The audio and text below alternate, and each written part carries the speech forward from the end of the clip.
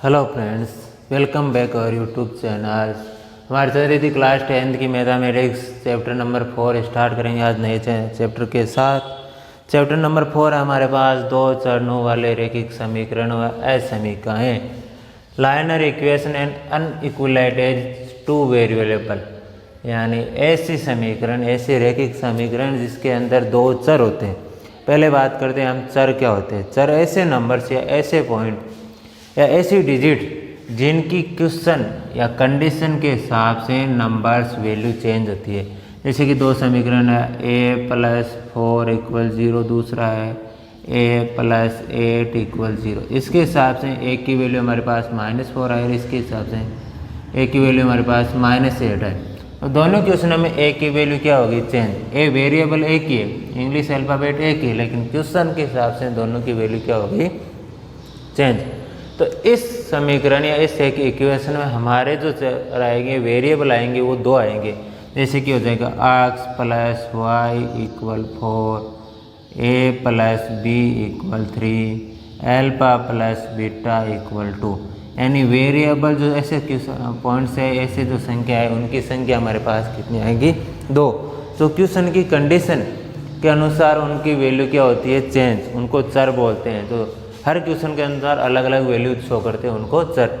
अरे अचर होते हैं जिनकी वैल्यू फिक्स होती है, जैसे 1, 4, जैसे गणित की जितनी नंबर होती है, काउंटिंग होती है, उसकी वैल्यू फिक्स होती है। 4 की वैल्यू हमेशा 4 ही रहती है। तो ये होते हैं अचर। और जिनकी वैल्यू कंडीशन या क्वेश्चन के आधार पर चेंज होती रहती है, उनको बोलते हैं चर पद, वेरिएबल पॉइंट्स। इस एक्सरसाइज में हमारे जो वेरिएबल आएंगे वो आएंगे 2, उनकी रैखिक समीकरण लाइनर इक्वेशन आएगी और असमीकाएँ। अब बात करते हैं असमीकाएँ बनेगी इसके अंदर हमारे पास, जैसे कि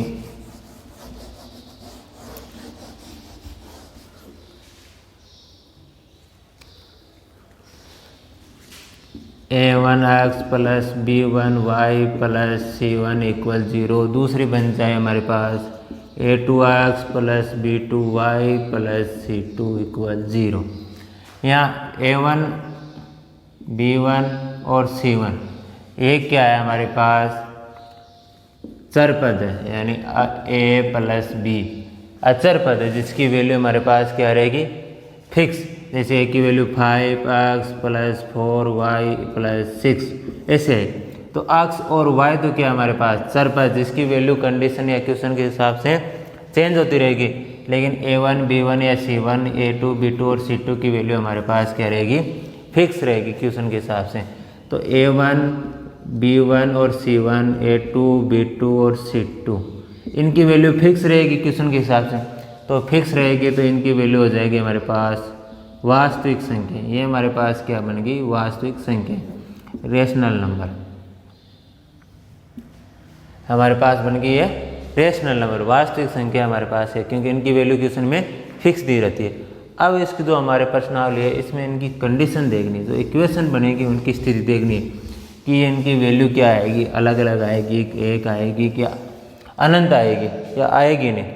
तो हमारे पास दो इक्वेशन दे रखी है, a1x + b1y + c1 = 0, a2x + b2y + c2 = 0। तो इसमें कंडीशन फर्स्ट बनती है हमारे पास a1/a2, b1/b2 और c1/c2। यदि तीनों भी अनइक्वल है, तो तीनों अनइक्वल है, तो हमारे पास कंडीशन बनेगी कि इसका हल अद्वितीय होगा।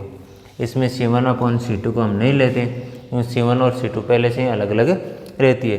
तो इसका मीन्स है कि उसकी वैल्यू होगी यूनिक वैल्यू, यानी अद्वितीय हल। इसका आंसर हमेशा एक ही है, इसके अलावा कोई हल नहीं आएगा। दूसरी ये रहेगी संगत वैल्यू। संगत यानी फिक्स वैल्यू है, संगत है, इसका कोई भी आंसर चेंज नहीं रहेगा। ये दोनों एक दूसरे को प्रतिच्छेद करेगी।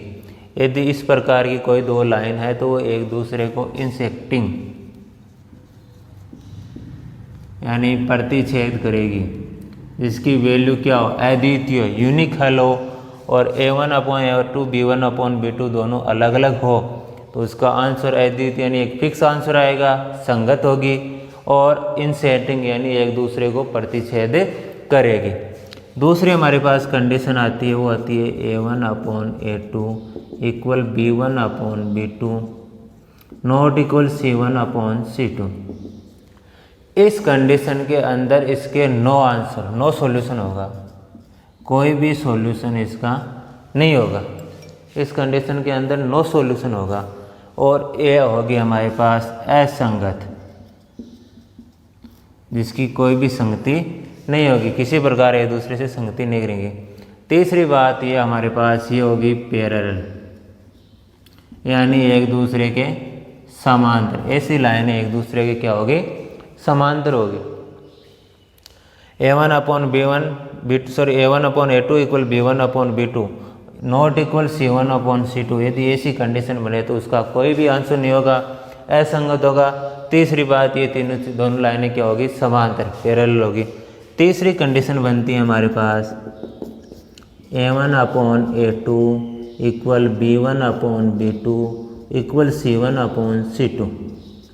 यदि तीनों ही इक्वल हो हमारे पास तो इसके अनंत आंसर होंगे, यानी अनइन्फिनिटी